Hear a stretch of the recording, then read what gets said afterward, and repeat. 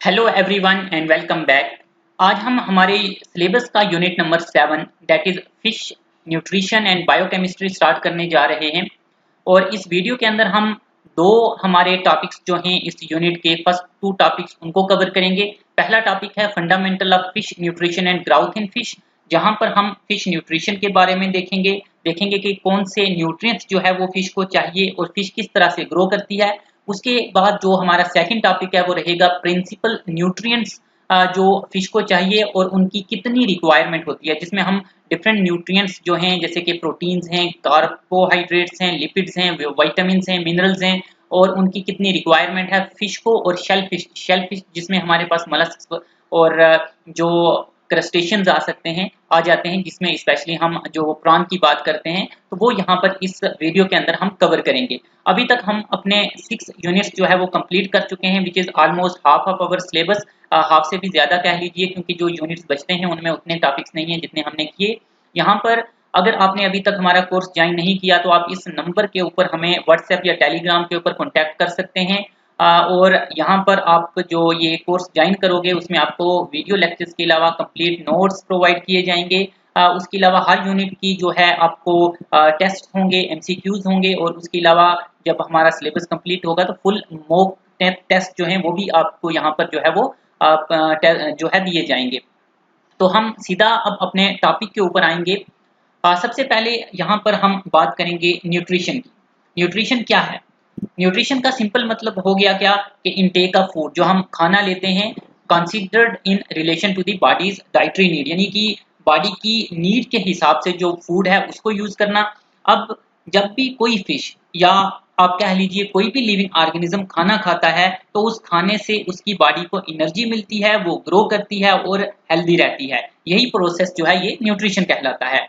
जिसमें आप different processes की बात करते हो कि सबसे पहले आप खाना लेते हो, दैट इज इंजेक्शन है, देन डाइजेशन होगी, बॉडी में खाने की एसिमिलेशन होगी, देन एक्सक्रीशन। तो ये न्यूट्रिशन का जो ये बाकी डाइजेशन वाला प्रोसेस है ये हमने अपने फिजियोलॉजी वाली यूनिट में पढ़ा भी है। और यहाँ पर दो बहुत इंपॉर्टेंट नाम है हमारे पास।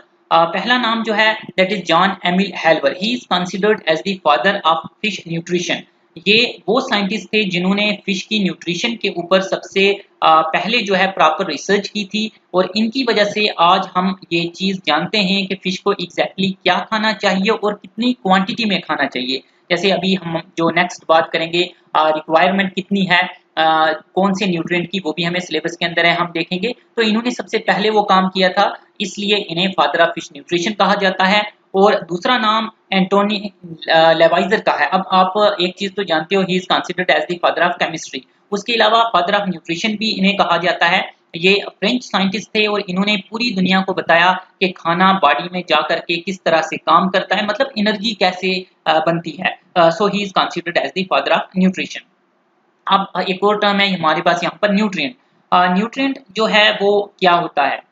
न्यूट्रिएंट एक ऐसा सब्सटेंस है जो कोई भी ऑर्गेनिज्म, जैसे हम यहाँ पर फिश की बात कर रहे हैं तो फिश मान लीजिए अपनी सर्वाइवल के लिए, अपनी ग्रोथ के लिए, अपने रिप्रोडक्शन के लिए यूज करे तो दैट इज न्यूट्रिएंट। तो मेनली हम बोलते हैं ऑर्गेनिज्म इसको यूज कर रहा है सर्वाइवल, ग्रोथ और रिप्रोडक्शन के लिए। उसके अलावा न्यूट्रिएंट्स जो हैं ये आपके ऑर्गेनिक और इनऑर्गेनिक जो सब्सटेंस है वो हो सकता है, जिससे जो डिफरेंट ऑर्गेनिजम्स हैं वो एनर्जी जो है वो भी लेते हैं और उसके अलावा बॉडी के अंदर जो प्रोसेसेस चलते हैं उनकी जो कैटालिज्म यानी आप कह लीजिए जो रिएक्शंस वगैरह होंगी बॉडी के अंदर वो भी ये करवाते हैं। हम आगे देखेंगे जब हम डिफरेंट मिनरल्स और विटामिन्स पढ़ेंगे वो भी इसमें आएगा।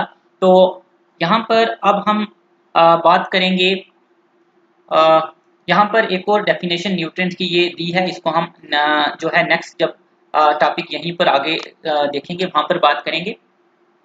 अब इस स्लाइड में अगर हम यहाँ पर देखें तो सबसे पहले यहाँ पर हम बात करेंगे जैसे हम न्यूट्रिएंट्स की बात कर रहे थे तो अब हम एसेंशियल और नॉन एसेंशियल, हमारे पास दो तरह के न्यूट्रिएंट्स आ जाते हैं।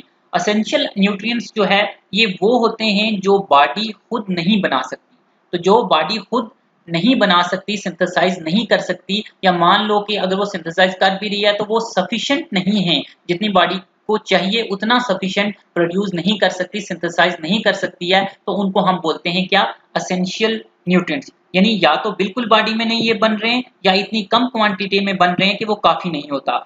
और इसलिए ये न्यूट्रिएंट्स जो हैं इनको बाहर से खाने के ज़रिए लेना पड़ता है, यानी जो हमारी डाइट होगी उसमें ये जो न्यूट्रिएंट्स हैं ये प्रेज़ेंट होने चाहिए। तो इनको हम बोलते हैं क्या? Essential nutrients. दूसरा हमारे पास आते हैं नॉन एसेंशियल न्यूट्रिएंट्स। अब नॉन एसेंशियल्स कौन से होते हैं? जो कि बॉडी जो है वो खुद सिंथेसाइज़ कर सकती है डिफरेंट नॉन स्पेसिफिक सोर्सेज़ से, यानी उसमें सोर्सेज़ आएँगे जो डाइट वगैरह के या ऐसे बॉडी में बॉडी उनका यूज करके क्या करेगी? इनको बना सकती है। अब नॉन एसेंशियल का ये मतलब नहीं है कि ये बॉडी के लिए ज़रूरी ही नहीं है। नॉन एसेंशियल का मतलब सिर्फ ये है कि बॉडी इनको खुद बना सकती है, यानी किसी ना किसी सोर्स से बनाएगी ऑब्वियसली। तो इन्हें खाने से लेना यानी उतना ज़्यादा ज़रूरी नहीं है जितना हम एसेंशियल न्यूट्रिएंट्स की बात करते हैं। अब फिश का अगर डाइट अगर हम देखें, यहाँ पर ये एक ओवरव्यू है जो हम अपने इस पूरी वीडियो के अंदर पढ़ेंगे। हमारा जो स्पेशली सेकंड वाला टॉपिक है उसमें मेनली इसी की हम बात करेंगे कि जो फिश की डाइट है इसको हम दो ग्रुप्स में डिवाइड कर सकते हैं। एक तो आगे अब मैक्रो न्यूट्रिएंट्स और दूसरा हमारे पास आ जाते हैं माइक्रो न्यूट्रिएंट्स। अब मैक्रो न्यूट्रिएंट्स जो है ये वो आपके न्यूट्रिएंट्स होंगे जो बॉडी को ज़्यादा क्वांटिटी के अंदर चाहिए, जिसमें हम प्रोटीन्स, लिपिड्स और जो आपके कार्बोहाइड्रेट्स हैं उनकी बात करेंगे। प्रोटीन हम जानते हैं ये टिश्यू बिल्डिंग एनर्जी के लिए है, बाकी इनके फंक्शंस वगैरह या जो मेन रिक्वायरमेंट है वो नेक्स्ट स्लाइड्स में देखेंगे, तो यहाँ डिटेल में बात नहीं करेंगे। दूसरा माइक्रो न्यूट्रिएंट्स जो हैं जो थोड़ी क्वांटिटी में चाहिए, जिन जैसे हम बोलते हैं कि ट्रेस एलिमेंट्स या ट्रेस अमाउंट्स में आपको चाहिए, जिसमें हम विटामिन और मिनरल्स की बात करते हैं। उसके अलावा जो वाटर है हम जानते हैं कि बॉडी जो होती है किसी भी लिविंग ऑर्गेनिज्म की मोस्टली वाटर है। फिश के केस में भी अगर हम देखें तो 75% जो बॉडी है वो वाटर की बनी हुई है। तो यहाँ पर अगर हम मैक्रो और माइक्रो न्यूट्रिएंट्स को थोड़ा और यहाँ पर देखें तो मैक्रो न्यूट्रिएंट्स में हम बात करेंगे प्रोटीन्स, फैट्स और कार्बोहाइड्रेट की। ये तीन चीजें हैं जो एनर्जी जनरेट करती हैं। ये यहाँ पर आप इन्हें याद रखना है कि मैक्रो न्यूट्रिएंट्स में जब हम बात करते हैं तो मेनली हम प्रोटीन, लिपिड्स और कार्ब्स की बात करते हैं जो एनर्जी जनरेशन के अंदर हेल्प करते हैं और ये बॉडी के यानी फ्यूल हैं, आप इन्हें बोलोगे these are the fuel to the body. जबकि अगर हम माइक्रो न्यूट्रिएंट्स की बात करें दैट इज जिसमें अभी हमने बोला कि क्या आएगा, आपके विटामिन और मिनरल्स आ जाएंगे। ये बहुत ज्यादा इंपॉर्टेंट है, इसके बगैर बॉडी के जो डिफरेंट प्रोसेसेस हैं वो ठीक से काम नहीं कर सकते। तो ये इसलिए बड़े इंपॉर्टेंट होते हैं, हालांकि इनको हम एनर्जी के लिए तो यूज नहीं कर सकते बट बॉडी प्रोसेसेस के लिए इंपॉर्टेंट है। यहाँ पर वाटर का जैसे मैंने आपको कहा, बाकी यहाँ पर इन्वायरमेंटल न्यूट्रिएंट सोर्सिंग, यहाँ पर अब एक चीज जो फिश को लैंड एनिमल से बिल्कुल अलग करती है, जैसे टेरेस्ट्रियल एनिमल जैसे अगर हम देखें काउ, गोट है, ह्यूमंस हैं, सिर्फ खाने से न्यूट्रिएंट्स लेते हैं, लेकिन फिश के पास एक एक्स्ट्रा ऑप्शन होता है, वो है क्या? अपने सराउंडिंग से वाटर से भी न्यूट्रिएंट एब्जॉर्ब करने का, क्योंकि फिश जो है वो वाटर के अंदर रहती है। तो बहुत सारे ऐसे न्यूट्रिएंट हैं, जैसे यहाँ पर अगर हम कुछ मिनरल्स की बात करें जैसे कैल्शियम या बाकी अब आगे हम डिटेल में भी देखेंगे, ये डायरेक्टली जो है ये गिल स्किन्स के थ्रू जो है ये डिजॉल्व फॉर्म में जो है ये ले सकती है। तो अब हम जो है यहाँ पर ये जो स्लाइड है टॉपिक के रिलेटेड ये इतना इम्पोर्टेंट यहाँ पर नहीं है, तो इसको उतना डिटेल में यहाँ पर हम देखेंगे नहीं, क्योंकि डाइजेशन वाला जो हमारा टॉपिक था वहाँ पर हमने अच्छे से देखा था। बट यहाँ पर ऐसे थोड़ा सा इसको अगर हम देखें ये यहाँ पर जो यानी आप एक ओवरव्यू कह लीजिए डाइजेस्टिव इंजन और न्यूट्रिएंट एक्विजिशन का। तो फिश में एज वी नो कि टीथ जो है वो डिपेंड करता है स्पीशीज के ऊपर, कुछ में टीथ होते हैं कुछ में नहीं भी होते। हमने जो है डाइजेशन में पढ़ा है टीथ जो है they are used for grasping, holding, crushing. उसके अलावा इसोफेगस हमने पढ़ा था which is having mucus secreting cells. Then pharynx है which is opening to the gills. और यहाँ पर फिश के अंदर स्टमक जो है वो होल्डिंग कंपार्टमेंट है फीड के लिए, जो खाना है उसके लिए, यानी यहाँ पर खाना कुछ देर तक रुकेगा। और जो वाल्स हैं उनमें जो है ऑक्जेंट्रिक सेल्स होते हैं जो HCl को सिक्रेट करते हैं। उसके अलावा पेप्सिनोजन यहाँ पर सिक्रेट होता है स्टमक के अंदर। फिश के लिए स्पेसिफिक आपने हमने जो है पढ़ा था पाइलोरिक सिकम इनके अंदर प्रेजेंट होता है। पाइलोरिक सिकम की बात करें या इंटेस्टाइन, दोनों ही जो है वो सरफेस एरिया को इंक्रीज करते हैं एब्जॉर्प्शन के लिए। उसके अलावा गाल ब्लैडर वगैरह, क्योंकि एक्चुअली यहाँ पर टॉपिक के जो है मतलब पूरा यहाँ पर एग्जैक्टली नहीं है, क्योंकि ये आपका डाइजेशन वाले पार्ट में हमने अच्छे से वहाँ पर इसको ऑलरेडी पढ़ लिया है, तो यहाँ इसको हम रिपीट नहीं करेंगे। बट यहाँ पर जो न्यूट्रिशन है उसी को आगे बढ़ाते हुए अब यहाँ पर हम बात करेंगे डिफरेंट टाइप्स का जो फूड जो है वो फिश खाती है उसके बारे में। अब डिफरेंट तरह से हम क्लासीफाई कर सकते हैं, एक तो फीड के हिसाब से कि किस तरह से खाना खाती है, उसकी हैबिट क्या है और मोड ऑफ बिहेवियर क्या है, उसके अलावा इकोलॉजिकल स्पेसिफिकेशन क्या है। तो ये डिफरेंट तरह से हम क्लासीफाई कर सकते हैं। तो सबसे पहले हम बात करेंगे टाइप ऑफ फूड जो है उसके बेस के ऊपर। तो उसके बेस के ऊपर फिश कार्निवोर्स, हर्बीवोर्स, ओमनिवोर्स, डिट्रीवोर्स हो सकती है। इनके बारे में भी हमने पहले पढ़ा था हमारे डाइजेशन वाले टॉपिक में। तो यहाँ पर इसको जो है मोटा-मोटा देखेंगे। कार्निवोर्स जो है एज वी नो जो मांस वगैरह खाएगी, एनिमल मटेरियल के ऊपर फीड करती है। इसमें आप एग्जांपल्स को अच्छे से याद रखें। जैसे रेनबो ट्रॉट हमने वहाँ पर इनके साइंटिफिक नाम भी पढ़े हैं, सैल्मन वगैरह हैं। और इसमें आपने ये याद रखना है जो कार्निवोर्स फिशेज हैं उनके पास जो स्टमक है वो शॉर्ट होता है। इनका स्टमक जो है शॉर्ट होता है। हमने पढ़ा भी था कि जो आपकी हर्बीवोर्स फिशेज होते हैं उनमें जो इंटेस्टाइन होता है वो काफी लॉन्ग होता है। तो ये चीजें आपने याद रखनी है। कार्निवोर्स जो है इनमें शॉर्ट एसिडिक स्टमक होगा और क्योंकि जो इनकी फीड है एनिमल मटेरियल की है, मीट खाते हैं ये, तो उसको अच्छे से डाइजेस्ट करने के लिए स्टमक में जो है वो एसिड की लेवल जो है अच्छी खासी होती है। और उसके अलावा अगर हम हर्बीवोर्स की बात करें तो ये क्योंकि वेजिटेशन और जो ऑर्गेनिक मैटर है उसके ऊपर जो है ये फीड करती हैं, जैसे ग्रास कार्प वगैरह हो गई। इनके पास इंटेस्टाइनल ट्रैक्ट या इनका इंटेस्टाइन जो है वो काफी लंबा होता है और इनमें अमाइलेज एक्टिविटी भी ज्यादा होती है। अमाइलेज हम जानते हैं ये वो एंजाइम है जो डाइजेशन कराता है कार्बोहाइड्रेट्स की। क्योंकि जो आपका प्लांट मटेरियल है उसमें मेनली जो है आपको जो है इसी अमाइलेज एक्शन की जरूरत होती है, उसमें कार्ब्स हैं उसको डाइजेस्ट कराना है। देन आपका ओमनिवोर्स फिशेज की अगर हम बात करें तो इसमें आपकी इंडियन मेजर कार्प्स आ जाएंगी सभी। उसके अलावा जो आपकी चैनल कैट फिश है, तिलापिया फिश है, इनके बारे में सभी फिशेज के बारे में हमने पढ़ा है। इनके साइंटिफिक नाम भी हमने पढ़े हैं, इनके हैबिट्स वगैरह हमने सब डिटेल में पढ़ा है। यहाँ हम थोड़ा ओवरव्यू ले रहे हैं। बाकी डिट्रीवोर्स जो फिशेज हैं जो कि जो सड़ा गला है उसके ऊपर फीड करती हैं, यानी डेड डिकेइंग मैटर के ऊपर, जिसमें आपकी मेनली बॉटम फीडर्स आ जाती हैं, बॉटम फीडर्स। और हम जानते हैं कि बॉटम फीडर्स में हमने पढ़ा भी है जो आपकी कॉमन कार्प है, जो मृगल है, इसके बारे में तो हमने इन दोनों के बारे में डिटेल में पढ़ा है। बाकी मुलेट्स जो हैं तो ये आपकी जो है डिट्रीवोर्स फिशेज आ जाती हैं, अपनी एग्जाम्पल याद रखनी है। अगर हम फीडिंग मोड के हिसाब से देखें तो जो आपके पास डिफरेंट कैटेगरीज आती हैं, एक आ जाती हैं प्रीडेटर्स। अब प्रीडेटर्स जो हैं ये कौन सी कैटेगरी है, ये वो हैं जो कि प्रे के ऊपर फीड करती हैं, यानी कार्निवोरस फिशेज होंगी ये। जिसमें हम जानते हैं कि हमने जो ट्रॉट है उसकी एग्जांपल पढ़ी थी, अच्छे से हमने इसको पढ़ा था।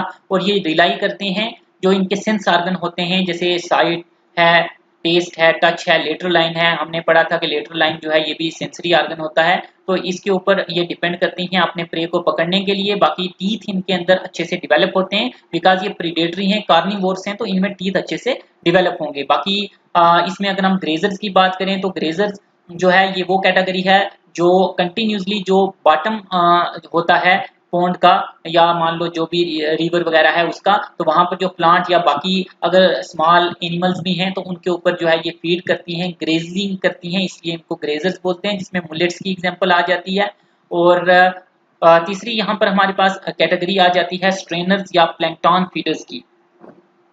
अब यहाँ पर जैसे ये नाम से भी हमें पता चल रहा है ये फिश खाने को साइज के हिसाब से सिलेक्ट करती हैं। जैसे हमने कहा ना स्ट्रेनर्स, तो select food by size rather than type.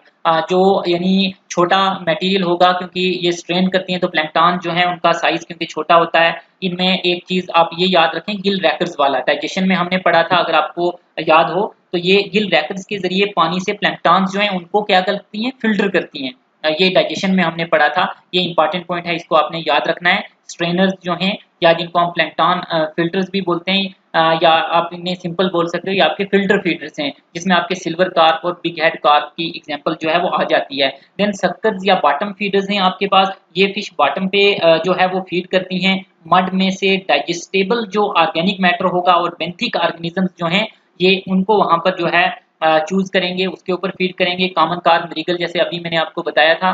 Then parasites, ये दूसरे एनिमल्स जो है उनके साथ आप कह सकते हैं कि चिपक जाते हैं और उनकी बॉडी फ्लूइड्स जो है उसके ऊपर ये जिंदा रहते हैं। जैसे हम लेम्प्रे के बारे में जानते हैं कि ये क्या करती है कि जो बड़ी मछलियां होती हैं उनके साथ इसका जो माउथ है वो सक्कर टाइप का होता है, तो ये क्या करती है कि अपने आप को उन फिशेस के साथ, शार्क्स वगैरह के साथ अटैच कर लेती है और वहाँ पर जो है उनका जो बॉडी फ्लूइड यानी ब्लड कह लीजिए, तो उसके ऊपर जो है ये फीड करती हैं। तो ये डिफरेंट आपकी फीडिंग के हिसाब से।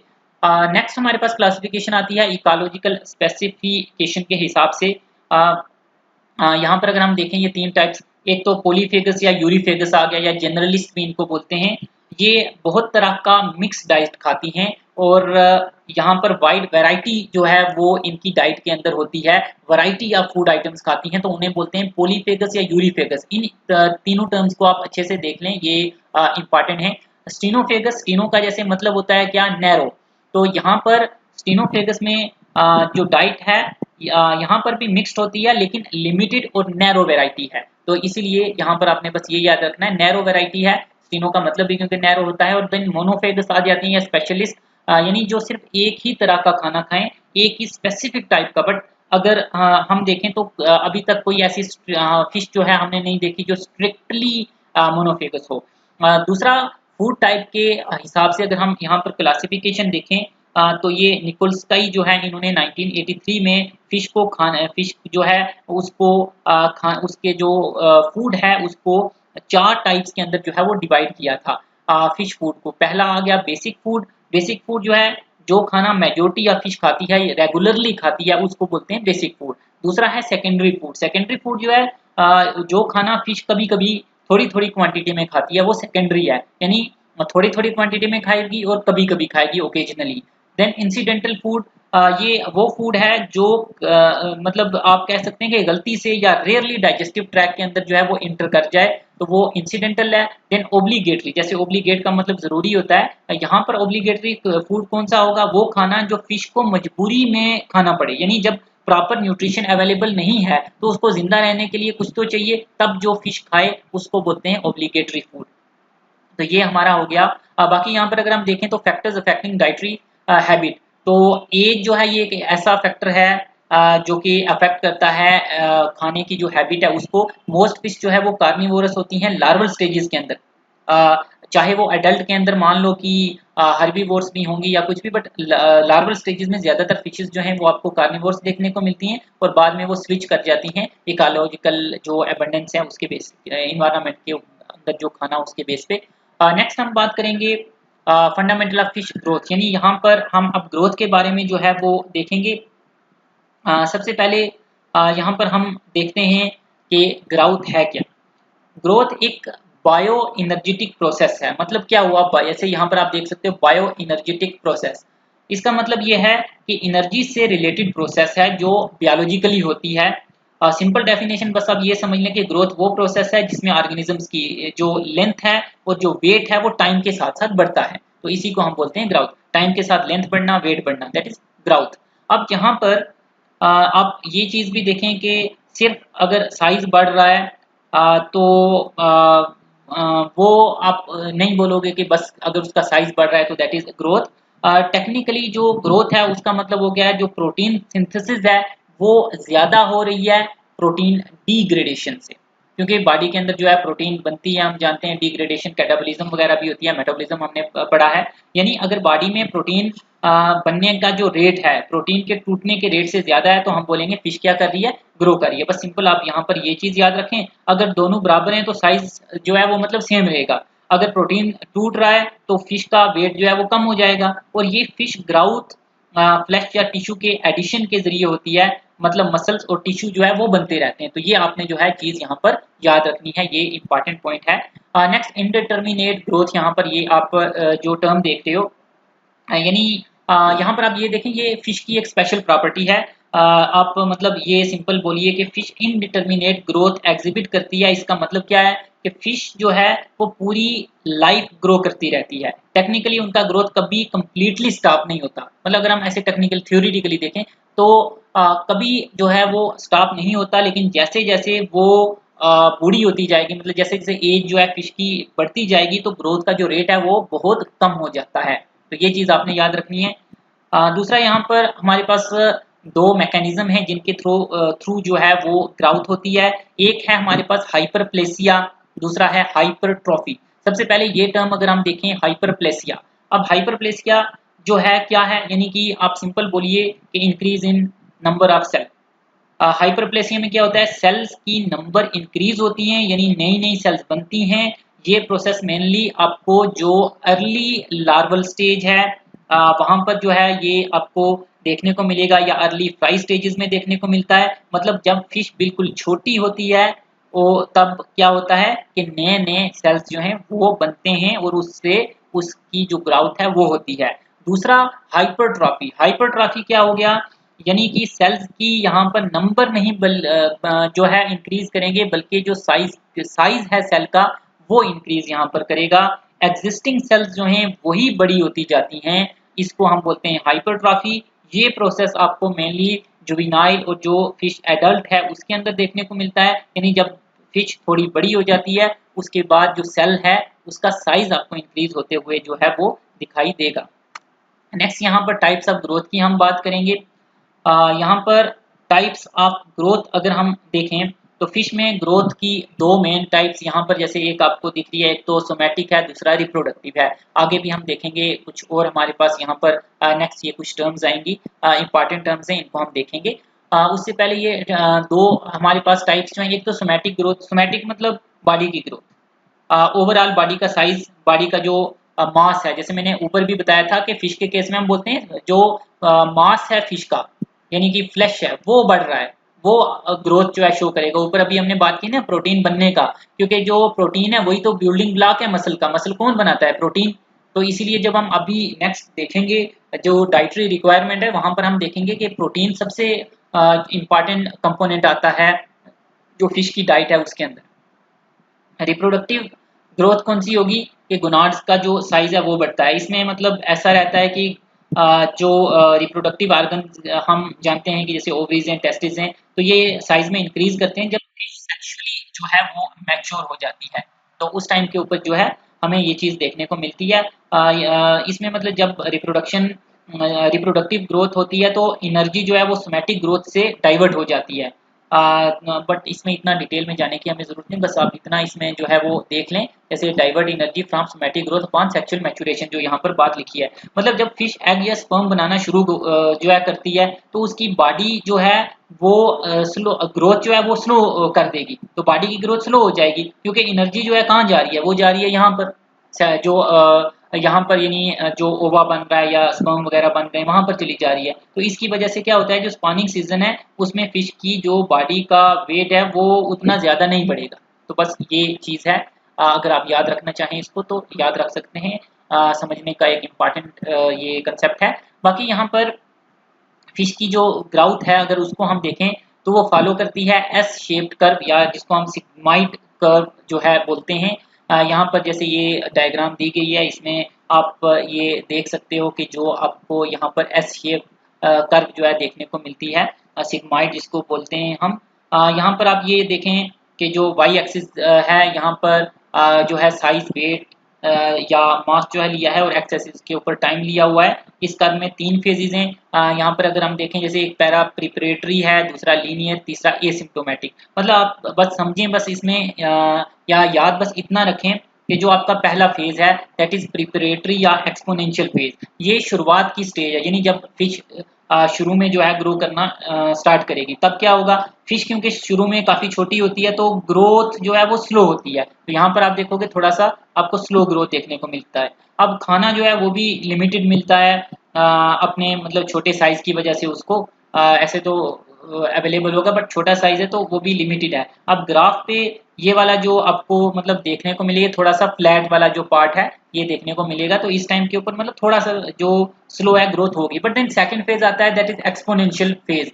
यहाँ पर हम क्या देखेंगे कि सबसे ज्यादा जो ग्रोथ है वो हो रही है, यानी फास्ट ग्रोथ का ये आपको टाइम देखने को मिल रहा है। तो यहाँ पर ये अगर आप देखोगे ग्राफ पे तो ये आपको इस तरह से देखने को मिल रहा है, ऊपर जा रहा खाना यहाँ पर फिश ज्यादा खाती है तो ग्रोथ जो है वो भी ज्यादा करती है। तो ये वाला हिस्सा इसलिए आपको टेढ़ा और तेजी से ऊपर जाता हुआ यहाँ पर दिख रहा है, और लास्ट में अगर आप देखो तो ये वापस से इस तरह से फ्लैट होता जा रहा है और ज्यादा ही फ्लैट होता जा रहा है। ये मैक्सिमम पॉइंट या ये आपका अब एसिम्प्टोमेटिक या प्लेटो फेज यहाँ पर आ जाएगा। अब फिश अपनी मैक्सिमम साइज के करीब आ चुकी है। ऐसे तो हमने बोला थ्योरेटिकली ग्रो करती रहती है, बट अब वो मैक्सिमम साइज के करीब आ गई है तो ग्रोथ रेट अब धीरे धीरे कम हो जाता है। इस स्टेज को हम सीनेसेंस बोलते हैं। सीनेसेंस जो है ऐसे भी हम बोलते हैं लास्ट में, जब मान लो कि आप डेथ वाला टाइम मान लो, तो यहाँ पर सीनेसेंस भी इसको बोलते हैं, मतलब डेथ तो खैर डिफरेंट टर्म होगी, आप बुढ़ापा बोल सकते हो सीनेसेंस। और थियोरेटिकली ये फिश की मैक्सिमम पॉसिबल साइज है, थियोरेटिकली अगर हम बोलें तो। ये आपने बस इसमें और तो है नहीं कुछ, ये आपने याद रखना है। देन हमारे पास ये यहाँ पर कुछ टर्म्स हैं, तो इनको जो है हम यहाँ पर थोड़ा देख लें। अगर कुछ नहीं है, आपने ये टर्म जो है इनको याद रखना है, एग्जाम में पूछा जा सकता है ये टर्म्स भी। एक तो हमारे पास एब्सोल्यूट ग्रोथ टर्म आती है, यानी perfect development and total increase in size from embryo to senescence. यानी जो ग्रोथ है वो परफेक्टली हो रही है, जो साइज है, जैसे अभी हमने ऊपर बात की ये 3 फेजेस की भी, कि जो आपका फिश है जब बिल्कुल छोटी होगी फ्राई साइज होगा, फिंगरलिंग। देन हमने पढ़ा था स्पॉन क्या होता है, फ्राई क्या होता है, और फिंगरलिंग क्या होता है। ये मैंने आपको लास्ट लेक्चर्स में ये तीनों टर्म्स बताई थी। तो वहां से ये आगे किस तरह से जो है ओल्ड एज तक ग्रो कर रही है, तो वो पूरा एब्सोल्यूट ग्रोथ हो गया। देन रिलेटिव ग्रोथ हो गया, अगर हम क्या करें, ग्रोथ देखें उसकी in relation to one life period compare to another, यानी एक पीरियड को दूसरे के साथ कंपेयर करें, जैसे नाम खुद बता रहा है रिलेट करना। देन आइसोमेट्रिक और एलोमेट्रिक, ये दो टर्म्स हैं। आइसोमेट्रिक ग्रोथ होती है जहां पर लेंथ, विड्थ और मास वो प्रोपोर्शनली बढ़े, मतलब आप सिंपल कह लीजिए कि अगर उसका से कि लेंथ जितनी बढ़ रही है उतनी उसकी विड्थ भी बढ़ रही है सेम, तो उसको हम बोलेंगे आइसोमेट्रिक ग्रोथ। और दूसरा होता है एलोमेट्रिक ग्रोथ, जो हमें मेनली देखने को मिलती है ऑर्गेनिज्म में। एलोमेट्रिक में हम बोलते हैं कि जैसे फिश जो है उसकी लेंथ जो है ज्यादा बढ़ती है, और जो उसका मास है या उसकी जो विड्थ है वो कम बढ़ती है, तो ये एलोमेट्रिक होगी। यानी लेंथ जो है वो ज्यादा बढ़ रही है बट विड्थ कम हो रही है। अगर दोनों इक्वल हो तो आइसो, आइसो का मतलब भी जैसे सेम होता है। लास्ट में एक और टर्म है लेंथ एट इन्फिनिटी।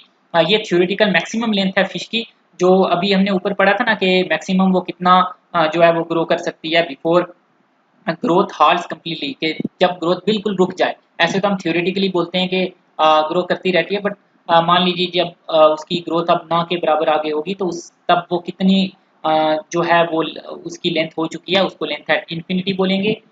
अ, अब हमने एक तो जैसे डाइट की बात की कि डाइट जो है वो ग्रोथ को करता है कंट्रोल, बट ग्रोथ के अलावा, सॉरी, डाइट के अलावा जो हार्मोन्स हैं वो भी ग्रोथ को यहाँ पर कंट्रोल करते हैं। जैसे यहाँ पर मेनली आपने पढ़ा भी है, इस पे इतना ज़्यादा डिटेल में नहीं जाएंगे, बट ये थोड़ा सा हम देखेंगे। जैसे GRH है आपका ग्रोथ हार्मोन रिलीजिंग हार्मोन, ये जो है ये हाइपोथैलेमस से रिलीज होता है, और ये जाता है पिट्यूटरी ग्लैंड के पास, और पिट्यूटरी ग्लैंड का जो एंटीरियर लोब है उसको बोलता है कि क्या करो, ग्रोथ हार्मोन जो है उसको रिलीज करो।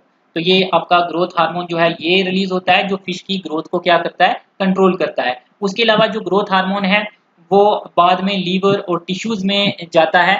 ये लीवर के अंदर और टिश्यूज के अंदर ये एक जो है प्रेजेंट होता है IGF-1, that is insulin like growth factor. ये ग्रोथ फैक्टर ये बड़ा इंपॉर्टेंट है, सबसे इंपॉर्टेंट स्टेप ये मतलब रहता है।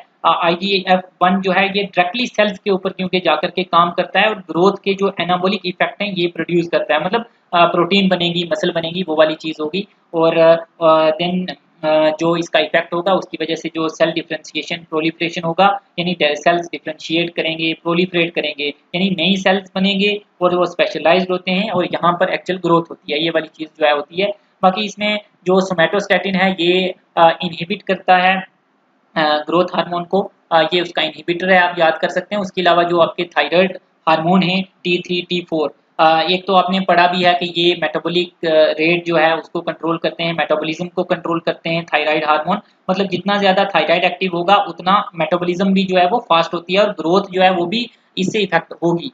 बाकी इसमें हमारे पास दूसरा जो यहाँ पर आप देखो फैक्टर्स जो अफेक्ट कर रहे हैं फिश की ग्रोथ को, तो इसमें हम दो तरह के फैक्टर्स हैं, एक तो इंट्रिंसिक है, दूसरा एक्सट्रिंसिक है। इंट्रिंसिक क्या होता है, यानी अंदर के फैक्टर्स आप कह लीजिए। यानी यहाँ पर हम मेनली वही बात करते हैं कि फिश की जेनेटिक्स, उसकी एज कितनी है, डेवलपमेंटल स्टेज कौन सी है, क्योंकि जैसे ऊपर हमने देखा कि डिफरेंट एज या डिफरेंट स्टेज के ऊपर डिफरेंट रहता है। अगर उसको फिश को कोई डिजीज है तो तब भी ग्रोथ स्लो होगी, तो ये इंट्रिंसिक फैक्टर्स हैं अंदर के। बट एक्सट्रिंसिक फैक्टर्स की यहाँ पर आपने मेन ध्यान देना है कि जो एक्सट्रिंसिक फैक्टर्स हैं यानी बाहर के फैक्टर्स, बाहर के मतलब इन्वायरमेंटल फैक्टर्स, इसमें एक तो हमारे पास टेम्परेचर आ जाता है। टेम्परेचर सबसे ज़्यादा क्रिटिकल है। आप ये देखें कि टेम्परेचर क्या करता है, मेटाबॉलिक रेट को कंट्रोल करता है। अब इसमें सिंपल ये देखें, अगर टेम्परेचर सही रहेगा फिश की मेटाबॉलिज्म स्लो या फास्ट हो जाएगी और ग्रोथ को अफेक्ट करेगी। हर स्पीशीज का एक अपना ऑप्टिमम टेम्परेचर रेंज जो है वो रहता है। जैसे हमने पढ़ा भी था ना, कुछ आपकी वार्म वाटर के फिशेज हैं जैसे ट्रोट वगैरह, कोल्ड वाटर, तो हर एक का अपना रहता है। अब यहाँ पर दूसरा है डिजॉल्व ऑक्सीजन। डिजॉल्व ऑक्सीजन जो है, अगर पानी में ऑक्सीजन कम है तो फिश जो है वो एरोबिक एनर्जी जनरेट नहीं कर पाएगी, और बिना एनर्जी के टिश्यू सिंथेसिस भी नहीं होगा, तो यानी ग्रोथ क्या होगी, ग्रोथ रुक जाएगी, सिंपल है। Then ammonia. एमोनिया जो है पानी में टॉक्सिक होता है। हम जानते हैं कि बहुत सारी जो आपकी मेजोरिटी फिशेज हैं स्पेशली फ्रेश वाटर, एमोनिया को सिक्रीट करती हैं एज नाइट्रोजनस वेस्ट भी। तो ये टॉक्सिक होता है, तो अगर ये इसकी लेवल पानी में ज़्यादा हो जाए तो टॉक्सिसिटी की वजह से भी ग्रोथ जो है वो क्या होगी, स्लो हो जाएगी। उसके बाद सैलिनिटी है। सैलिनिटी का आपने क्या याद रखना है कि अगर सैलिनिटी जो है वो अप्रोप्रिएट नहीं है तो फिश की जो ऑस्मो रेगुलेशन है उस पे एनर्जी उसको ज़्यादा खर्च करनी पड़ेगी। अब ऑस्मो रेगुलेशन वाला हमने यूनिट टॉपिक पढ़ा था अच्छे से, तो वहाँ पर जो हमने बातें की थी कि किस तरह से जो फ्रेश वाटर और मैरीन वाटर फिश का हमने अलग अलग पढ़ा था, क्योंकि मैरीन वाटर में नमक की कंसंट्रेशन ज़्यादा होती है, फ्रेश में उतना नहीं होता, तो हमने वहाँ पर देखा था। बट ये आपने याद रखना कि ऑस्मो रेगुलेशन पे अगर एनर्जी ज़्यादा खर्च करनी पड़ेगी, उसका मतलब ये है यानी साल्ट बैलेंस मेंटेन करने में उसको ज़्यादा जो है एनर्जी इधर अगर खर्च करेगी तो ग्रोथ के लिए एनर्जी कम बच जाएगी, तो इस तरह से सैलिनिटी जो है वो करता है। Then photoperiod. Photoperiod क्या हो गया, यानी दिन में कितना टाइम जो है वो धूप लग रही है, आप ऐसा मान लीजिए। और यहाँ पर लाइट क्योंकि फिश के हार्मोन्स और मेटाबॉलिक एक्टिविटी को कंट्रोल करती है, तो उसलिए इस तरह से मतलब इनडायरेक्टली फोटो पीरियड भी कंट्रोल करता है। Then stocking density. Stocking density जो है यानी हम कितनी फिश एक ही जगह के अंदर रख रहे हैं, तो अगर किसी टेंट या पॉन्ड में बहुत ज़्यादा फिश होंगी तो वहाँ पर कंपटीशन होगा ज़्यादा खाने के लिए, तो उससे क्या होगा, कंपटीशन से दोनों को ही जो है ग्रोथ में इफेक्ट होगा, सभी फिशेस को मतलब ग्रोथ स्लो हो जाएगी। देन वाटर करंट है। वाटर करंट में पानी का अगर करंट स्ट्रांग है तो फिश को स्विमिंग के लिए ज़्यादा एनर्जी लगानी पड़ेगी, तो उससे भी लोकोमोशन एनर्जी जो है वो ड्रेन होगी, तो ग्रोथ के लिए कम एनर्जी बचेगी।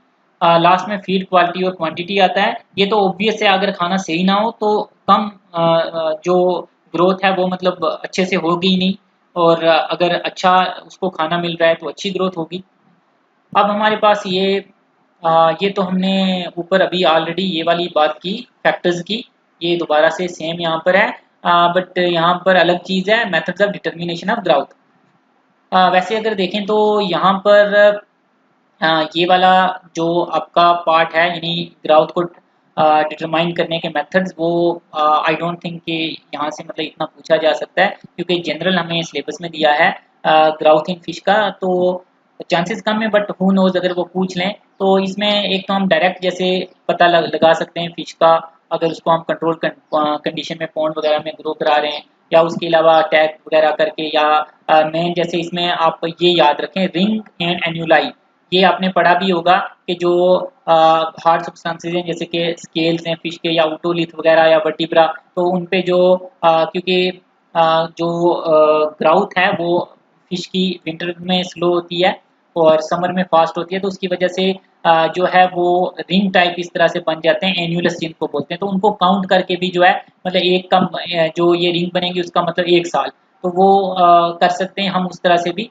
इसमें आई डोंट थिंक उतना ज़्यादा डिटेल में हमें जाने की ज़रूरत है, वरना ऐसे अगर देखो तो जो मैंने अभी बताया कि एन्यूलस वगैरह से करते हैं उसका ये वाला फार्मूला उसी का है, बाकी नोट्स में भी आपको ये मैं इंक्लूड कर दूंगा, बट आप चाहो तो इसको मतलब स्किप कर सकते हो ऐसे।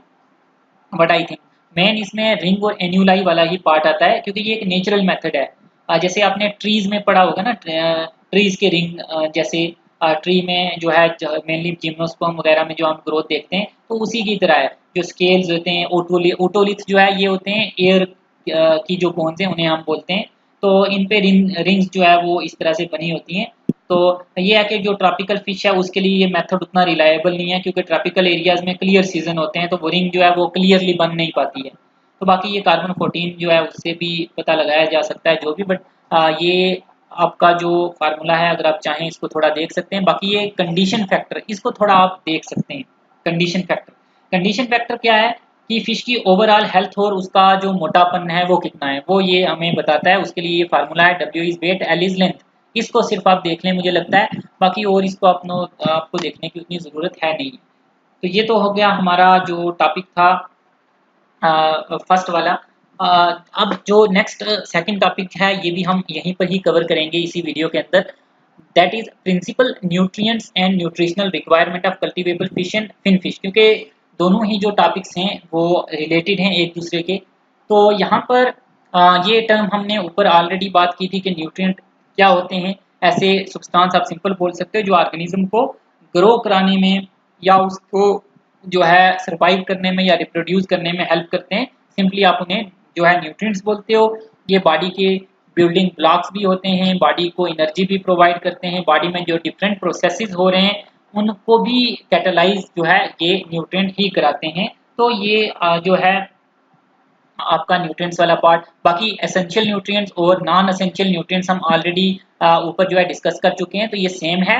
बाकी ये चीज़ भी हमने ऊपर देखी थी कि न्यूट्रिएंट्स को अगर हम क्लासीफाई करें तो मैक्रो न्यूट्रिएंट्स और माइक्रो न्यूट्रिएंट्स में कर सकते हैं। तीसरा वाटर भी इसके अंदर आ जाता है, क्योंकि water is essential for all the biological function, universal solvent है। और हमने कहा था जो फिश है उसकी अगर हम ड्राई वेट देखें तो 75% वाटर है। बाकी ज़्यादा जो पोर्शन है अगर यहाँ पर भी आप देखो तो वो प्रोटीन है बॉडी का, देन लिपिड्स आ जाता है, देन 3% ऐश। तो बॉडी ज़्यादा प्रोटीन, अभी हम आगे भी इसको देखेंगे। मैक्रो न्यूट्रिएंट जो ज़्यादा अमाउंट में चाहिए, माइक्रो जो कम में चाहिए जिसमें विटामिन मिनरल्स आ जाते हैं, और मैक्रो में आपके प्रोटीन लिपिड्स फैट्स आ जाते हैं। तो स्टार्ट करेंगे हम सबसे इम्पॉर्टेंट जो आपका न्यूट्रिएंट है वो है प्रोटीन, और उसी से अब इसमें अगर हम प्रोटीन्स की बात करें तो एक तो ये है कि प्रोटीन क्यों ज़रूरी है। अगर यहाँ पर देखोगे अलग अलग फिश जो है उनको अपनी ऑप्टिमम ग्रोथ के लिए अलग अलग परसेंटेज में जो है वो प्रोटीन चाहिए होती है। क्योंकि जैसे अभी हमने बोला कि प्रोटीन जो है वो आपकी मेन जो है वो यहाँ पर न्यूट्रिएंट रहते हैं जो मांस जो है फिश का, जो फ्लैश है वो जो बनेगा, यानी बिल्डिंग ब्लॉक मसल के प्रोटीन रहते हैं। आपने पढ़ा भी है ये चीज़। अब प्रोटीन फिश डाइट में सबसे इम्पॉर्टेंट और सबसे महंगा न्यूट्रिएंट भी है। जैसे यहाँ पर अगर आप देखो मोस्ट एक्सपेंसिव जो मैक्रो न्यूट्रिएंट फिश की डाइट के अंदर है वो प्रोटीन है। कई बार इसकी जो कॉस्ट है वो 60% तक, जो टोटल फिश की फीड आप ला रहे हो उसमें से 60% कीमत तो प्रोटीन वाली डाइट की है। कई जगह मतलब ये आपको 40% भी देखने को मिलती है, 40, 50 या 60% तक, कई बार उससे भी ज़्यादा। तो यहाँ पर जैसे प्रोटीन का जो मेटाबोलाइजेबल एनर्जी वैल्यू अगर हम देखें तो रफली 4.5 जो है वो आपको देखने को मिलता है। ग्रास जो है वो 5.6 है। मतलब ये इनकी कैलोरीफिक वैल्यू है। जैसे आपने पढ़ा है कि अगर कार्बोहाइड्रेट्स का भी आपने पढ़ा है कि 4.1 जैसे हम मेनली बात करते हैं हायर ऑर्गेनिज्म के अंदर, इसी तरह से जो आपकी प्रोटीन्स हैं उनकी जो कैलोरीफिक वैल्यू है वो आपको 5.6 जो है वो देखने को मिलती है। बट जब मेटाबोलाइज होगी तो वो 4.5 रहता है। यानी कैलोरीफिक वैल्यू क्या होगा, यानी अगर आप बात करते हो कि यूजली हम ये 1 ग्राम के हिसाब से देखते हैं कि अगर 1 ग्राम मान लो आपकी प्रोटीन है या कार्बोहाइड्रेट है, लिपिड है, उसकी अगर कंबशन होती है तो वो कितना एनर्जी जनरेट करती है, उसी को हम बोलते हैं कैलोरीफिक वैल्यू। तो ये उसी के हिसाब से है। सबसे ज़्यादा जो कैलोरीफिक वैल्यू है वो फैट्स या लिपिड्स की होती है। हम आगे देखेंगे भी वो आपके 9.1 के अराउंड जो है वो रहती है। देन उसके बाद आपकी जो है प्रोटीन्स की आती है 5.6, देन आता है आपके कार्बोहाइड्रेट 4.1। यहाँ पर आप ये देखें कि प्रोटीन का अगर हम मतलब थोड़ा स्ट्रक्चर वगैरह देखें, वैसे ये वाला जो पार्ट है ना प्रोटीन का स्ट्रक्चर और जो इसकी टाइप्स वगैरह हैं, ये हम देखेंगे जो हमारा इसी यूनिट का सेकंड वाला पार्ट है बायोकेमिस्ट्री। क्योंकि इस यूनिट में हमें एक तो पढ़ना है क्या, फिश न्यूट्रिशन, और दूसरा बायोकेमिस्ट्री। तो बायोकेमिस्ट्री में क्योंकि वहाँ पर कार्बोहाइड्रेट की मेटाबॉलिज्म जहाँ पर है या प्रोटीन और लिपिड की मेटाबॉलिज्म है, तो वहाँ पर हम इसका स्ट्रक्चर वगैरह जो है वो देख लेंगे। अभी जो है बस आप शॉर्ट में इतना याद रखें, जो आप जानते भी हो कि प्रोटीन्स जो हैं ये किस चीज़ से बनती हैं, अमीनो एसिड से बनती हैं। डिफरेंट अमीनो एसिड जो हैं वो आपस में जो है एक दूसरे के साथ जुड़ते हैं थ्रू पेप्टाइड बॉन्ड, और ये बनाते हैं क्या, प्रोटीन। डिटेल में इसको हम आगे देखेंगे। और स्ट्रक्चर अगर आपने देखा हो, नहीं अगर देखा तो हम इसको अच्छे से वहाँ पर डिस्कस भी कर लेंगे। जो आपकी अमीनो एसिड है उसमें एक तरफ आपको जो है देखने को मिलता है कार्बन के साथ जो है बॉन्ड बना रहा होता है कार्बोक्सिलिक ग्रुप जो है COOH, और एक तरफ amino group that is NH2, ये आपका बॉन्ड बना रहा होता है। और इसके पास यानी एक अगर आप देखो अमीनो ग्रुप बेसिक है और जो कार्बोक्सिलिक ग्रुप है वो है एसिडिक। तो इसके पास एसिडिक और बेसिक दोनों ग्रुप हैं, तो इसलिए इसको हम बोलते हैं ये क्या है, ये एम्फोटेरिक मॉलिक्यूल्स आप जो है आपका आ जाता है अमीनो एसिड। तो जो प्रोटीन है एम्फोटेरिक नेचर के, एम्फोटेरिक मतलब बेसिक और जो एसिडिक ग्रुप दोनों इसके पास हों। यहाँ पर ऐसे अगर आपको समझ नहीं आ रही है तो इसको कोई बात नहीं, हम जब वहाँ स्ट्रक्चर वगैरह देखेंगे देख लेंगे। बाकी यहाँ पर मोटा-मोटा देखें तो 4 लेवल हैं प्रोटीन के स्ट्रक्चर के। जैसे हमने बोला प्रोटीन क्या होती है कि अमीनो एसिड जो है वो आपस में जुड़ते हैं। तो मान लो ये एक अमीनो एसिड है, उसके साथ दूसरा जुड़ा, तीसरा जुड़ा, चौथा जुड़ा, तो ये एक लंबी सी चेन बन गई जिसमें बहुत सारे अमीनो एसिड जुड़े हैं। तो इसको हम बोलेंगे ये प्राइमरी स्ट्रक्चर है। अब ये प्राइमरी स्ट्रक्चर के सीधा अमीनो एसिड का सीक्वेंस क्या है? जैसे आपने डिफरेंट अमीनो एसिड पढ़े हैं, 20 जो स्टैंडर्ड अमीनो एसिड हैं, तो मान लो मिथ्योनिन, लाइसिन, ल्यूसीन, आइसोल्यूसिन, ये इस तरह से जुड़े हैं बहुत सारे। तो ये आपकी आ गया प्राइमरी स्ट्रक्चर। सेकेंडरी में क्या होता है कि ये जो चेन थी अमीनो एसिड की, ये अब फोल्ड करना स्टार्ट करती है। जैसे यहाँ पर अगर आप देखो ये इस तरह से थोड़ा सा मान लो मुड़ गई, या इस तरह से जो है मुड़ गई, तो इसको आप बोलते हो सेकेंडरी स्ट्रक्चर। ये मुड़ती किस वजह से है? इसमें बॉन्ड बनते हैं, हाइड्रोजन बॉन्ड। ये हाइड्रोजन बॉन्ड होता है जो सेकेंडरी स्ट्रक्चर है। आगे डिटेल में हम इसको स्ट्रक्चर वाले पार्ट में देखेंगे। तो यहाँ पर जो है जो आपने पढ़ा है ना, ये बीटा प्लेटेड शीट्स हैं और ये अल्फा हेलिक्स अगर आपने पढ़ा ही होगा, तो ये आपका सेकेंडरी स्ट्रक्चर में आता है। देन टर्शियरी स्ट्रक्चर जो है ये आपका आता है 3D स्ट्रक्चर, जब प्रोटीन और ज्यादा फोल्ड होती है, इसमें अब और बॉन्ड्स बनते हैं जिसकी वजह से फोल्डिंग होती है। जैसे यहाँ तो सेकेंडरी में सिर्फ हाइड्रोजन और पेप्टाइड थे, तो टर्शियरी में क्या होता है कि आपके डिफरेंट और बॉन्ड्स भी बनते हैं, जैसे कि आपके से आयनिक बॉन्ड्स भी होंगे, सल्फर सल्फर बॉन्ड भी बनता है यहाँ पर। उसके अलावा वंडरवाल इंट्रैक्शन होंगी। बाकी आपके जो बॉन्ड्स हैं वो भी आपको यहाँ पर हर तरह के देखने को मिलते हैं। तो जो प्रोटीन फंक्शनल होती है वो अपनी टर्शरी फॉर्म में ही होती है अगर सिंगल अमीनो एसिड का चेन है। जैसे कुछ प्रोटीन जो हैं उनमें जो है आपको डिफरेंट चेन जो है वो देखने को मिलती है, उनको हम बोलते हैं क्वाटरनरी स्ट्रक्चर। क्वाटरनरी में प्रोटीन कौन सी होगी? मतलब जिसमें दो या दो से ज्यादा पॉलीपेप्टाइड चेन जो हैं, वो पॉलीपेप्टाइड चेन क्या हो गया, यानी अमीनो एसिड का जो चेन है, जैसे एक अमीनो एसिड दूसरा तीसरा, उस वो पूरी जो है उसको हम बोलते हैं polypeptide chain. Poly means many. तो दो या दो से ज्यादा चेन अगर मिल करके बनाए तो वो आपकी क्वाटरनरी प्रोटीन में आ जाएगा। जैसे हीमोग्लोबिनिजा एग्जाम्पल ऑफ क्वाटरनरी प्रोटीन। तो यहाँ पर अगर आपको उतना समझ ना आया आप इसको स्किप कीजिए। ये वहाँ पर हम इसको अलग से बायोकेमिस्ट्री वाले पोर्शन में पढ़ते हैं। तो बाकी यहाँ बायोलॉजिकल फंक्शन ऑफ प्रोटीन, यहाँ पर अगर आप ये चीज़ देखें फंक्शन में, तो एक तो ये है कि मेन जो स्ट्रक्चरल बेसिस है सॉफ्ट टिश्यू के, जैसे अभी ऑलरेडी मैंने बताया था मसल्स वगैरह का, ड्राई वेट के बेसिस पे 67 से 75% यहाँ पर अगर आप देखो टिश्यू, तो वो प्रोटीन से ही बनता है। वेट ड्राई वेट के बेसिस पे, मतलब ज़्यादातर अगर आप देखो तो वो आपका मतलब प्रोटीन से ही बन रहा है पूरा। उसके अलावा जो टिश्यू बिल्डिंग है, रिप्लेसमेंट है, बोर नोट जो टिश्यूज़ की रिपेयर है, वो सब प्रोटीन जो है करते हैं। उस जैसे मतलब इंटेस्टाइनल सेल्स हैं, एंजाइम्स हैं, हार्मोन्स हैं, प्रोटीन्स ही होती हैं। तो बाकी सिंथेसिस के लिए ज़रूरी है। तो यहाँ पर थोड़ा मेटाबॉलिज्म का दिया हुआ है कि डाइजेशन जब होगी तो क्या होता है कि एंजाइम्स जो हैं वो तोड़ते हैं प्रोटीन्स को अमीनो एसिड के अंदर। अब अमीनो एसिड जो है वो इंटेस्टाइन के अंदर जो है वो जाकर के एब्जॉर्ब होते हैं, और सर्कुलेटरी सिस्टम यानी ब्लड जो है वो इन्हें पूरी बॉडी के अंदर क्या करता है, डिस्ट्रीब्यूट करता है। और उसके बाद आगे दो रास्ते हैं कि एक तो एनाबॉलिज्म, और जैसे मेटाबॉलिज्म में आप जानते हो या तो चीज़ें टूटती हैं, दैट इज कैटाबॉलिज्म। एनाबॉलिज्म यानी बनती हैं। तो एनाबॉलिज्म में क्या होता है, अमीनो एसिड को यूज करके नए प्रोटीन्स बनाए जाते हैं। और कैटाबॉलिज्म क्या होता है, अगर प्रोटीन या एनर्जी की ज़रूरत है तो प्रोटीन एनर्जी सोर्स की तरह जो है वो देन यूज होती है, तो उसका ब्रेक डाउन वगैरह होता है। तो ये वाली चीज़ है। बाकी यहाँ अगर आप देखें तो metabolism for energy produces nitrogen and product. हम जानते हैं कि जब जितनी भी प्रोटीन्स हैं उनमें क्या होता है, नाइट्रोजन होता है, NH3 NH2 जो है ये अमीनो ग्रुप होता ही है। तो प्रोटीन को जब हम एस्टिमेशन भी करते हैं तो हम कैसे करते हैं, हम देखते हैं कि उनमें नाइट्रोजन कितना है। तो जो फिश एक्सक्रीट भी करती है, फिश क्या जितने भी ऑर्गेनिज्म एक्सक्रीशन करते हैं, तो हम बोलते हैं ना नाइट्रोजनस वेस्ट होता है, नाइट्रोजन कंटेनिंग वेस्ट। फिश में भी मेनली आपने पढ़ा कि अमोनिया जो है वो वेस्ट होता है। तो जो फिश एलिमिनेट करती है ये अमोनिया या जो नाइट्रोजनस वेस्ट है, वो एलिमिनेट होता है बॉडी से थ्रू गिल्स, फीसिस और यूरिन। तो यानी गिल्स के थ्रू भी जाता है, ये हमने वैसे रेस्पिरेशन में पढ़ा भी था। यहाँ पर प्रोटीन्स की आगे हम रिक्वायरमेंट भी देखेंगे। जो हमारा ये वाला क्वेश्चन है ये बड़ा इंपॉर्टेंट है टेबल। उससे पहले यहाँ पर थोड़ा सा देख लें जो आपके अमीनो एसिड हैं, आप बस इसमें असेंशियल वाले देख लें सिर्फ।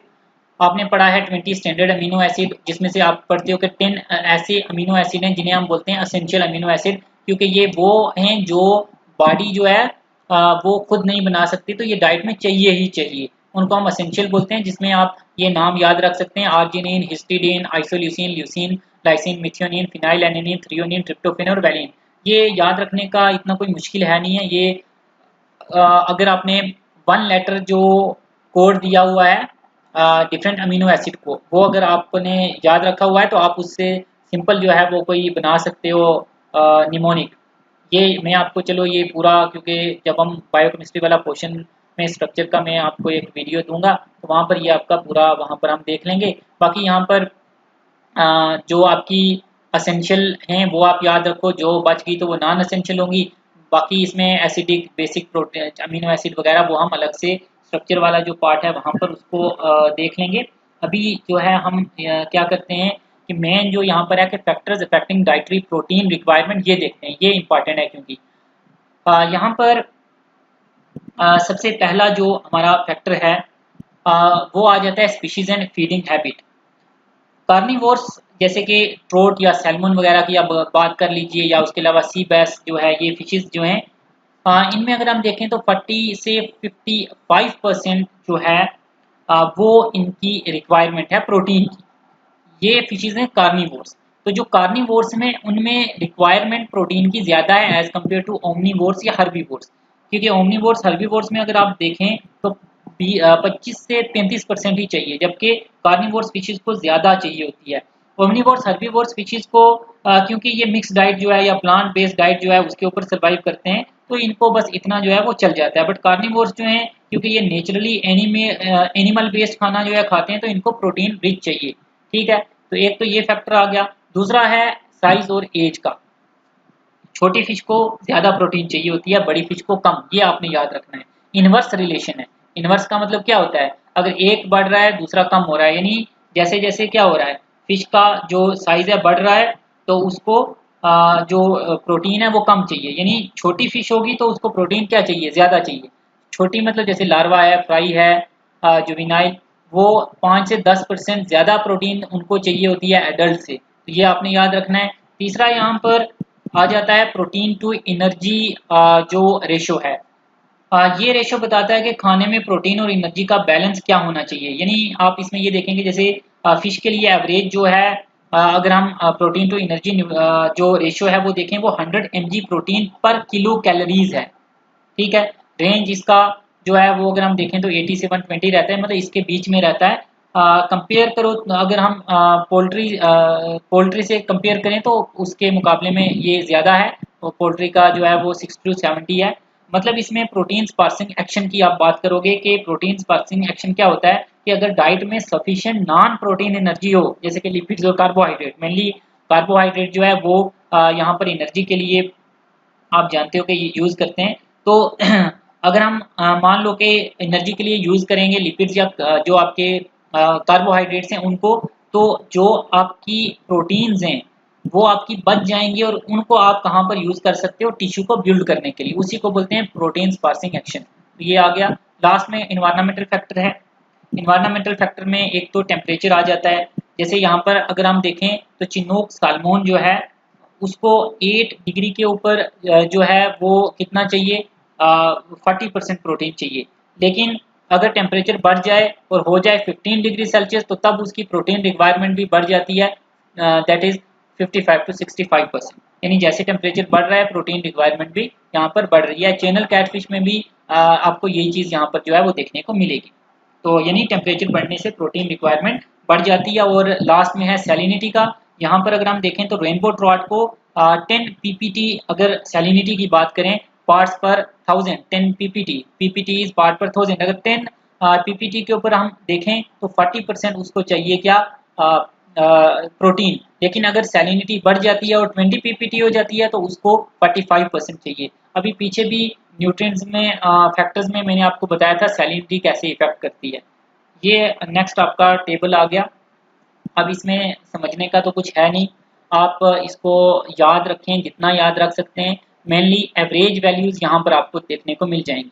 यह है कि प्रोटीन रिक्वायरमेंट डिफरेंट स्पीशीज़ में कितनी है परसेंटेज ड्राई वेट के हिसाब से।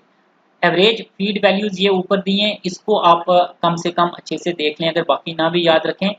श्रिम्प्स का अगर हम देखें, क्योंकि जो आपके प्रॉन्स वगैरह हैं उनका भी आपको याद रखना है, तो मैरीन श्रिम्प का देखें तो 18 से 20% रिक्वायरमेंट है प्रोटीन की, कैट फिश को 28 से 32 है, तिलापिया की जो है वो 32 से 38 है, और जो हमारी कार्प्स हैं, इंडियन मेजर कार्प्स 25 to 30%, ये आइडियल पॉन्ड कंडीशंस की बात है। बट यहाँ पर ये मतलब एडल्ट का, बाकी यहाँ पर आपको टेबल में डिटेल देखने को मिलेगा। इसमें जो इंपॉर्टेंट फिशेज हैं जैसे आपकी कॉमन कार्प है, कैटला है, रोहू है, मृगल है, उसके अलावा तिलापिया है और सैल्मोनिड्स और क्रस्टेशियन यानी आपके प्राण, इनको आप जो है याद रख लें। जैसे कॉमन कार्प में अगर हम देखें तो जो आप जैसे हमने कहा था कि जो छोटी फिश है उसको ज़्यादा चाहिए प्रोटीन, तो जो इसके स्पान या फ्राई या फिंगरलिंग है उसको आप अगर देखो 45 to 54% प्रोटीन चाहिए।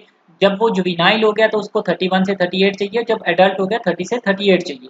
तो मतलब यहाँ पर आपने मेनली आप एडल्ट वाला याद रख लो, बाकी जो मेन है उसका सभी का याद रख लो, और क्रस्टेशियन जो ये प्राण है इसमें तीनों का याद रखो। जो आपका पीनियस मोनोडॉन है, ये आपका मैरीन वाटर प्राण है, इसको 40% चाहिए, और दूसरा रोजनबर्गाई जो है उसको भी आपने पक्का याद रखना है, आपका फ्रेश वाटर प्राण हमने डिटेल में भी पढ़ा था। अब उसको कितना चाहिए, उसको चाहिए 35%। तो ये प्रोटीन रिक्वायरमेंट है। और अगर अमीनो एसिड की हम बात करें, क्योंकि अमीनो एसिड ही प्रोटीन बनाती है, तो सबसे ज़्यादा जो अमीनो एसिड की रिक्वायरमेंट जिसकी है वो है आर्जिनिन, और उसके बाद आता है लाइसिन। बस आप इतना याद रख लें, सबसे ज़्यादा आर्जिनिन लाइसिन चाहिए, आर्जिनिन लाइसिन, ये आपने याद रख लेना है। रिक्वायरमेंट कितनी है आप देख सकते हैं, परसेंटेज याद रहेगी नहीं, उतनी सबकी नहीं कर सकते, बट सबसे ज़्यादा ये चाहिए, ये याद रख लें। बाकी ये प्रोटीन सोर्सेज अगर हम देखें कि कहाँ से जो है वो प्रोटीन जो है मिलती है, तो एक तो एनिमल सोर्सेज हैं, दूसरे प्लांट सोर्सेज हैं। एनिमल सोर्सेज में तो जैसे फिश मील आ जाता है, श्रिम्प मील है, सिल्क वार्म के प्यूपे दिए जाते हैं, अर्थवार्म हो गया, स्क्विड, या उसके अलावा स्नेल्स, इंसेक्ट के लार्वे के ऊपर फीड करती है फिश। बाकी प्लांट सोर्सेज में जो है जैसे मेनली जो ग्राउंड नट ऑयल केक है, जिसको हम खल बोलते हैं अपनी ज़ुबान में, सबसे ज़्यादा तो इसको एक हम यूज़ करते हैं, और सोयाबीन मील ये हम यूज़ करते हैं सबसे ज़्यादा। सॉरी, ग्राउंड नट नहीं, वो that is mustard oil cake जिसको हम खल बोलते हैं, ग्राउंड नट जो आपकी मूंगफली होती है। बाकी ये तिल ऑयल केक है, वेजिस पल्सेस का वेस्ट है, तो इनमें प्रोटीन होती है। बाकी ये आपका आ गया प्रोटीन का। नेक्स्ट हम बात करते हैं अब लिपिड्स की। लिपिड्स जो है अगर हम इनको देखें तो जैसे मैंने ऊपर आपको कहा था, इनका स्ट्रक्चर वगैरह वो सब चीज़ें हम अलग से बायोकेमिस्ट्री वाले पोर्शन में करेंगे। अभी जो लिपिड्स हैं उनका ये देख लें कि जैसे लिपिड ज़रूरी क्यों हैं। सबसे पहली चीज़ कि यहाँ पर जो है वो है कि lipids highly concentrated energy source हैं, यानी 1 ग्राम अगर मान लो फैट होगा तो वो आपको 8.5 किलो कैलोरीज एनर्जी देगा। जैसे मैंने पीछे भी ये बात की थी कैलोरीफिक वैल्यू की, सबसे ज़्यादा कैलोरीफिक वैल्यू फैट्स की होती है। ऐसे तो इनकी 9.1 या 9.4 है, बट वो ग्रास है, अगर जब मेटाबॉलिज्म हो जाएगी तब ये इतनी एनर्जी देंगे। यानी कि ये आप मान लो कि जो आपका कार्ब या प्रोटीन है उससे डबल से भी ज़्यादा 2.5 टाइम्स एनर्जी जो है ये देते हैं आपके लिपिड्स।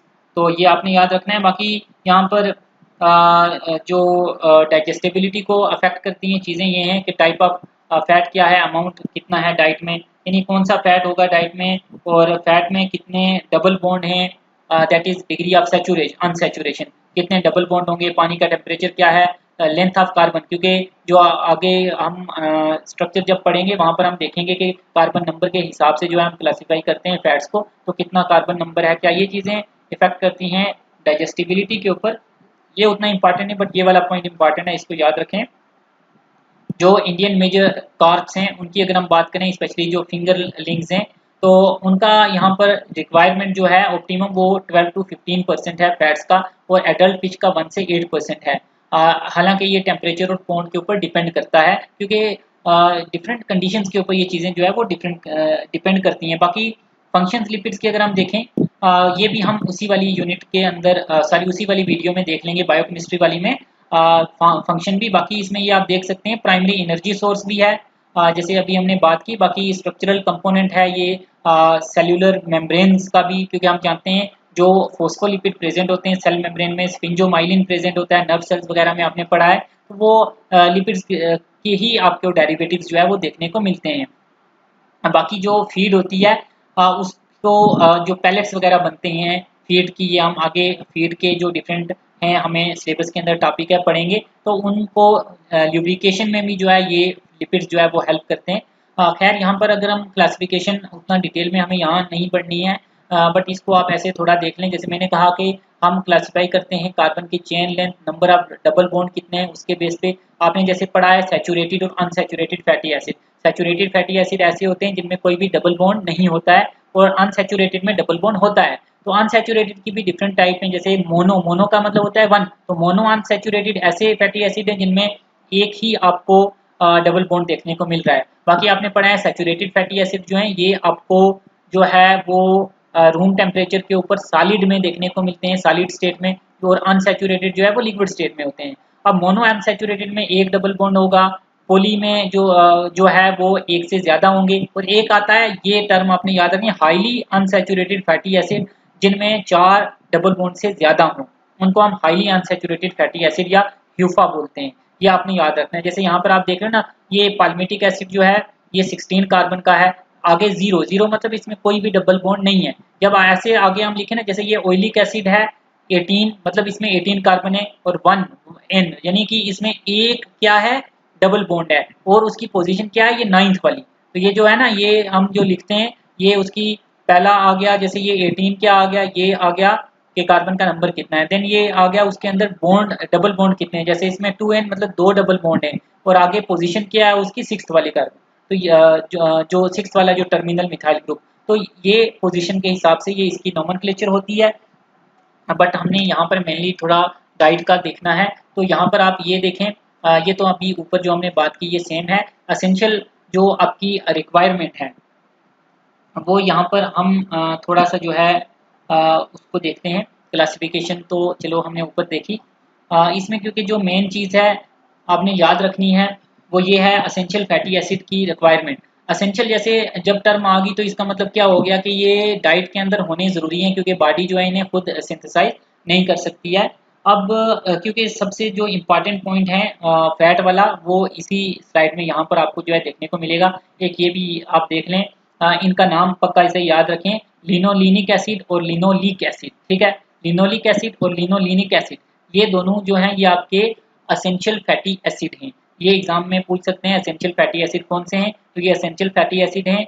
इनको फिश जो है वो सिंथेसाइज खुद नहीं कर सकते, तो ये डाइट में जो है ये चाहिए ही होते हैं। वरना ऐसा होता है, जैसे ये यहाँ पर de novo synthesis, de novo तक का मतलब होता है स्क्रैच से बनाना, यानी जब भी कुछ भी यूज किए बगैर बनाना, तो बॉडी इनको ऐसे बना नहीं सकती है। अब इसमें आप ये देखें, यहाँ पर एक चीज़ बड़ी है, जैसे यहाँ फ्रेश वाटर फिश का जो दिया है कि कुछ कैपेबिलिटी है।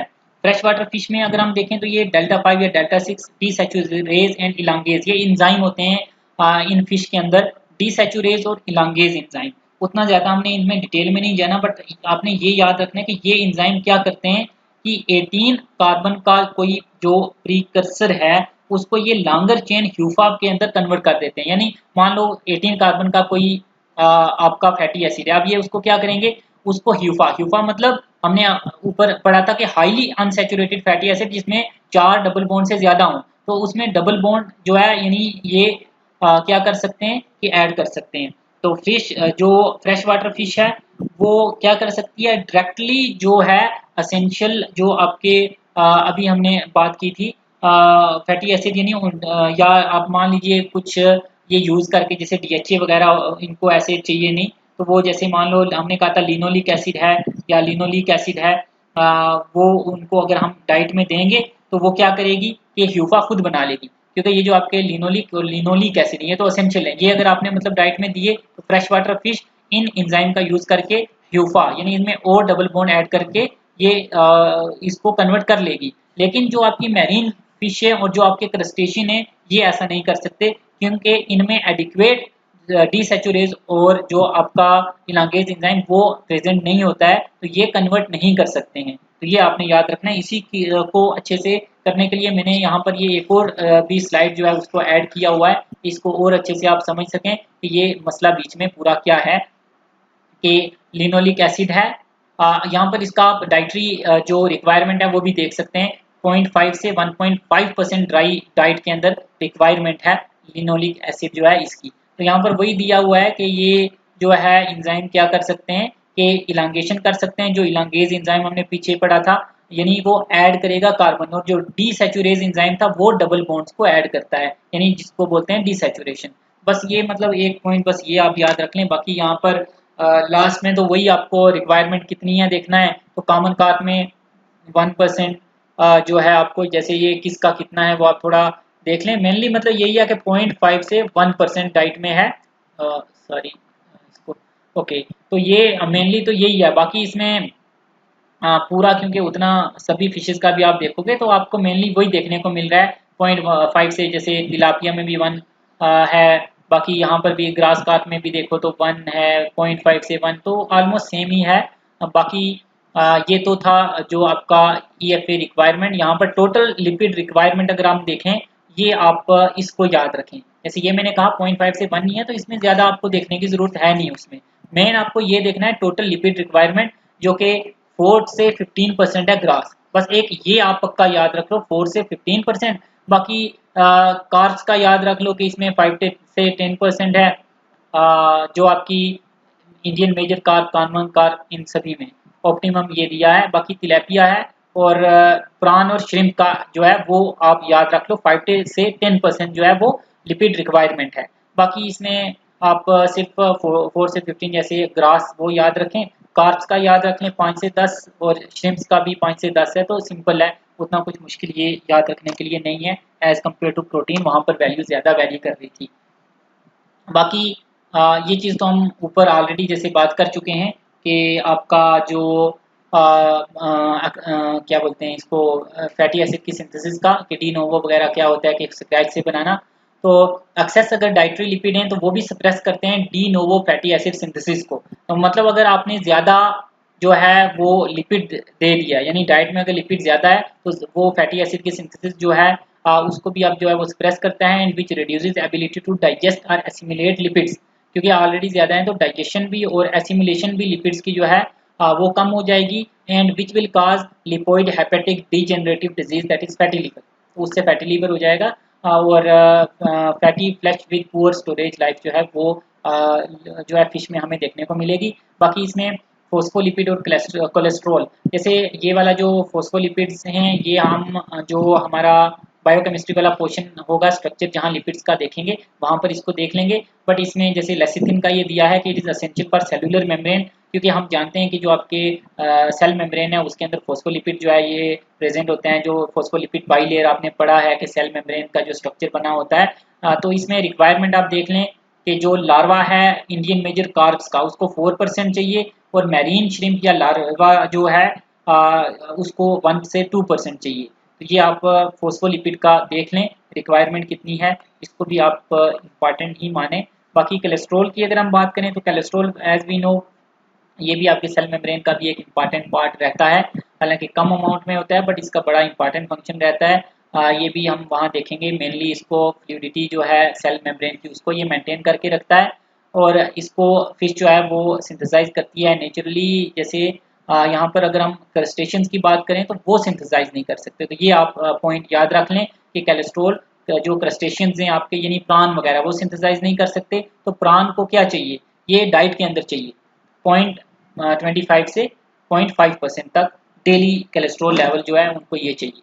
तो ये तो हो गया हमारा फैट्स का, और लास्ट में हम बात करेंगे कार्बोहाइड्रेट्स की, एंड देन लास्ट में हम सम अप कर देंगे जितनी भी अब हमने जो रिक्वायरमेंट पड़ी है उसकी। उसके बाद अभी हमें विटामिन मिनरल्स का भी यहाँ पर मैं आपको बताऊंगा। अब कार्बोहाइड्रेट जो है this is the most abundant and least expensive energy source, एक तो आपने ये याद रखना है। जैसे ऊपर मैंने आपको एक प्रोटीन स्पार्सिंग एक्शन की बात की थी कि जो एनर्जी है उसके लिए हम क्या यूज़ करते हैं, कार्बोहाइड्रेट्स वगैरह, और देन फैट। सबसे पहले कार्बोहाइड्रेट को हम यूज़ करेंगे मान लो एनर्जी के लिए, देन फैट्स को। अब इसमें ये रहता है ताकि प्रोटीन जो है वो बची रहें मास बिल्डिंग के लिए, ठीक है, ये हम ऑलरेडी बात वहाँ पर कर चुके हैं।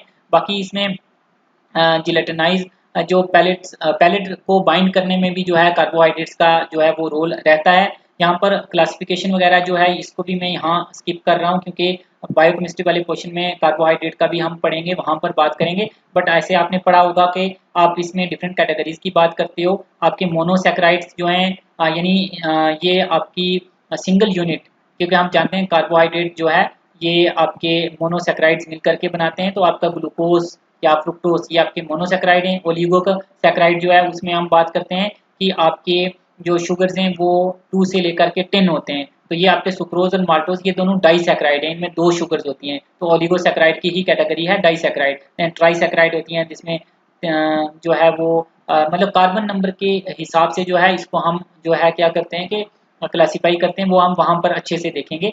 बाकी पॉलीसैकराइड जो आपकी स्टार्च है, ग्लाइकोजन है, जो आपका मेन जो है वो रहता है, इसको हम डिटेल में वहाँ देखेंगे। अभी सिर्फ न्यूट्रिशन के हिसाब से देख लेते हैं क्योंकि वीडियो जो है वो ऑलरेडी 1 आवर जो है वो क्रॉस कर चुकी है। तो इसमें मेन देख लेते हैं हम क्या, कार्बोहाइड्रेट्स का यूटिलाइजेशन। जैसे यहाँ पर आप अगर कार्निवोर्स जो फिशेज हैं उनकी बात करें या मेनली अगर हम देखें जो ये कोल्ड वाटर फिशेज होती हैं जिसमें आपकी सैल्मन, ट्रॉट्स वगैरह आ जाती हैं, तो इनमें शॉर्ट इंटेस्टाइन होता है, एसिडिक होता है, हमने बात की थी। आपने याद रखना है इनमें लो एमाइलेज एक्टिविटी होती है। अमाइलेज एक्टिविटी, अमाइलेज हमने पढ़ा था ये वो एंजाइम है जो क्या करता है, कार्बोहाइड्रेट को डाइजेस्ट कराता है। तो लो एमाइलेज एक्टिविटी है मतलब कि जो कार्बोहाइड्रेट है उसकी यूटिलाइजेशन भी पुअर होगी। तो ये 20 से 25% तक यूटिलाइजेशन रहती है।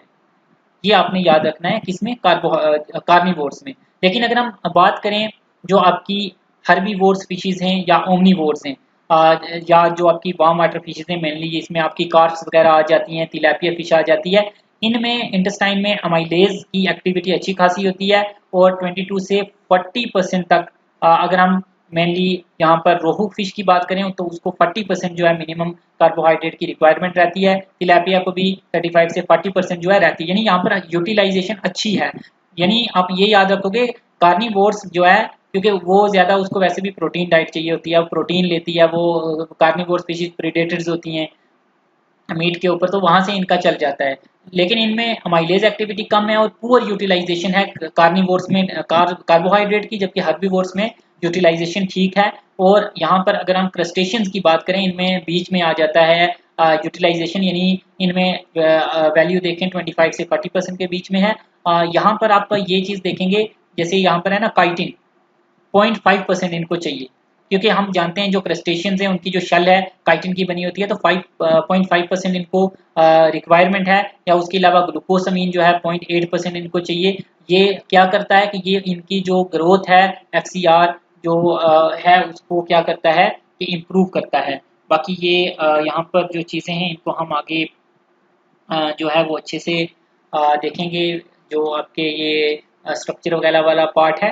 फाइबर की अगर हम बात करें तो फाइबर इज इनडाइजेस्टेबल, क्योंकि हम जानते हैं कि सेल्यूलोज वगैरह जो है मेनली फाइबर के अंदर होगा, लिग्निन। अब इसमें ऐसा होता है ना, जो फिश है मेनली अगर आप देखो तो उनके पास सेल्यूलेज एंजाइम नहीं होता। अब सेल्यूलेज एंजाइम नहीं है तो सेल्यूलोज जो कि आपका प्लांट मटेरियल जो सेल्यूलोज के अंदर प्रेजेंट होता है, तो वो उसको डाइजेस्ट नहीं कर सकते थे। अब इसमें ये तो है कि जैसे ग्रास कार्प वगैरह है या कुछ और भी फिशेज हर्बीवोर्स फिशेज हैं, तो उनमें जो है आपको गट के अंदर बैक्टीरिया देखने को मिलते हैं जो क्या करती हैं कि सेल्यूलेज एंजाइम इनके पास होता है, तो वो हेल्प करते हैं उनको सेल्यूलोज को डाइजेस्ट करने में। बट ऐसे बल्क में अगर हम देखें ऐड कर दें अगर उसमें बहुत ज़्यादा फाइबर या सेल्यूलोज वाला कंटेंट या डाइट, तो उसमें जो डाइजेशन है वो कम हो जाएगा, डाइजेस्टेबिलिटी के ऊपर जो है फर्क पड़ता है। एंड इट जैसे यहाँ पर अगर आप देखो तो लेस देन 4 to 5% ही इसीलिए हमें रखना चाहिए जो फाइबर का कंटेंट है, इसको आप याद रख लें ये परसेंटेज। और हालांकि टॉलरेट की जा सकती है 8 से 12%, बट तब ग्रोथ डिप्रेशन हमें देखने को मिलेगी। ये हमारा आ गया कार्ब्स का। अब लास्ट में विटामिन मिनरल्स का ये टेबल है। इसमें देखो समझने का तो कुछ है नहीं। विटामिन आपके को फैक्टर्स भी होते हैं, ट्रेस एलिमेंट में चाहिए मतलब बिल्कुल कम अमाउंट में चाहिए, लेकिन इंपॉर्टेंट बहुत होते हैं ये। इनकी डेफिशिएंसी अगर हो जाए तो डिफरेंट आपको कंडीशंस देखने को मिलती हैं। अब डेफिशिएंसी जो है ना उसका एक अलग से टॉपिक है, वो वहाँ पर हम करेंगे, बट स्टिल यहाँ पर भी आपको डेफिशिएंसी का दिया हुआ है टेबल्स में। आप जानते हो कि विटामिन जो हैं आपके एक तो वाटर सॉल्युबल और एक फैट सॉल्युबल आ जाते हैं।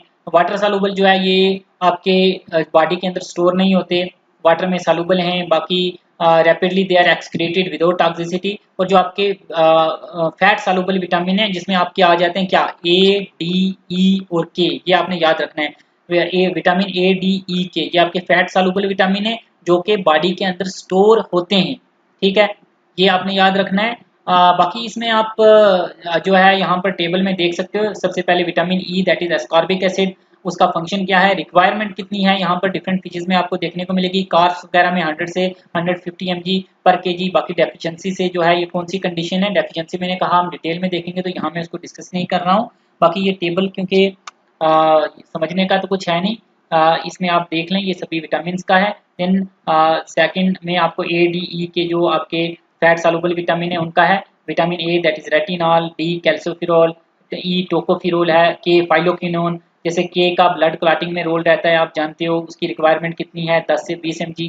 अब हर एक वैल्यू मुझे पता है कि आप याद तो कर नहीं सकते, है भी कहाँ याद रहता है, ऐसे आप देख लें इसका थोड़ा सा रोल, क्योंकि फंक्शन आपने ऐसे भी पढ़ा है। जैसे विटामिन ए आप जानते हो विजन में हेल्प करती है, उसके अलावा बोन का भी फॉर्मेशन का यहाँ पर फिश में आपको देखने को मिलता है। विटामिन डी का भी आप जानते हो बोन की मिनरलाइजेशन। ई जो है एंटीऑक्सीडेंट है, ये जो आपके अनसैचुरेटेड जो ये हमने पढ़ा था fatty acid, poly unsaturated fatty acid, उनको भी प्रोटेक्ट करता है ये सेलेनियम के साथ मिलके। तो मतलब यहाँ पर ये आप देख सकते हो, ये डेफिशिएंसी जो है क्वेश्चन मुझे लगता है कि यहाँ से ही मेनली बनता है। हालांकि फंक्शन से भी पूछ सकते हैं, बट डेफिशिएंसी से क्वेश्चन बनेगा, और डेफिशिएंसी वाला पार्ट हम अलग से भी जो है करेंगे, वहाँ पर देखेंगे। बाकी ये आपके जो माइक्रो न्यूट्रिएंट्स हैं उनमें एक तो आपके आ जाते हैं मैक्रो मिनरल्स और दूसरा माइक्रो मिनरल्स। अब मैक्रो मिनरल्स में आपके आते हैं calcium, phosphorus, magnesium, sodium, potassium, chlorine. तो आप बस इनका नाम भी याद रखें, ये आपके मैक्रो मिनरल्स में आते हैं, ठीक है, ये आपके मैक्रो मिनरल्स हैं। और बाकी आपके जो है ये माइक्रो मिनरल्स के अंदर आ जाते हैं, zinc, iron, manganese, copper, selenium, iodine, cobalt, ठीक है। तो इनका आपने नाम याद रखना है कि आपके मैक्रो मिनरल्स में। और जैसे कैल्शियम, यहाँ पर इनकी रिक्वायरमेंट कितनी है वो भी है। बाकी एब्जॉर्प्शन का देख लें कि फिश जो है कैल्शियम को पानी से एब्जॉर्ब करती है, जबकि जो अब फास्फोरस है वो डाइट में सप्लाई किया जाता है। बाकी ये आप देख सकते हो रिक्वायरमेंट यहाँ पर है कितनी है, उतना याद तो रहेगा नहीं।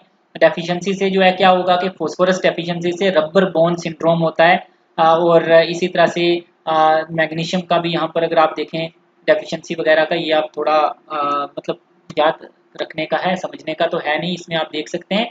माइक्रो मिनरल्स में भी ये आपका टेबल है, जिसमें रिक्वायरमेंट आई नो के इतनी याद रह नहीं सकती, और एग्जाम में भी रिक्वायरमेंट कितनी है उतना ये पूछेंगे नहीं। रिक्वायरमेंट पूछी तो वो प्रोटीन की पूछी जाएगी, आपको लिपिड्स की पूछी जाएगी, कार्ब्स की पूछी जाएगी, जो ऊपर हमने इंपॉर्टेंट वैल्यूज थी वो डिस्कस की हैं।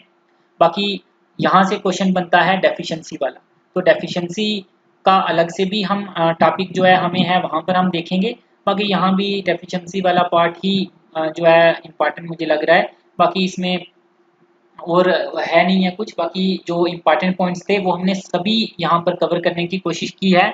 आई गेस के जितना इम्पॉर्टेंट मुझे लगा यहाँ पर मैंने जो है वो इसमें इंक्लूड किया है।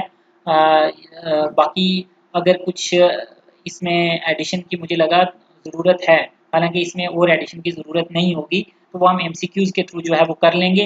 बाकी इसमें आप ये करें कि रिवाइज जो है वो प्रॉपर रखें।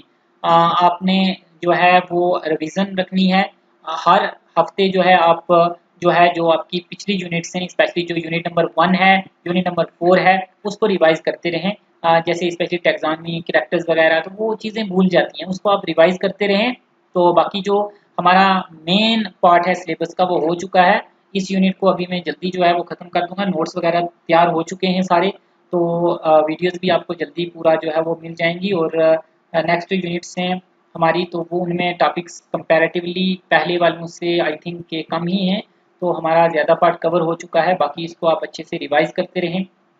और अगर आप जो है ये कोर्स ज्वाइन अभी तक नहीं किया, तो आप जो है हमें इस नंबर के ऊपर जो है वो कांटेक्ट कर सकते हैं कोर्स ज्वाइन करने के लिए। बाकी तो चलो यहाँ पर हमारा जो लेक्चर है ये ख़त्म होता है।